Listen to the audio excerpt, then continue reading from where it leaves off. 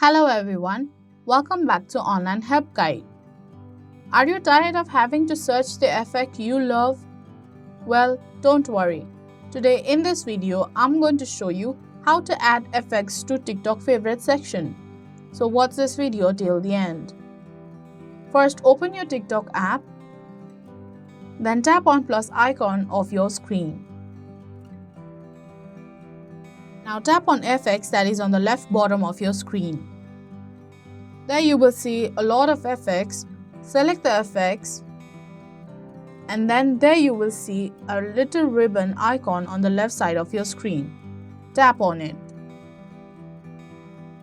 So that is how you add effects to TikTok favorite section.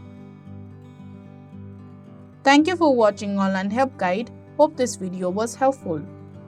If it was, then hit the like button and comment down if you have any questions or feedback. Also, if you are new to our channel, subscribe and hit the bell icon on our channel so that you don't miss our upcoming videos.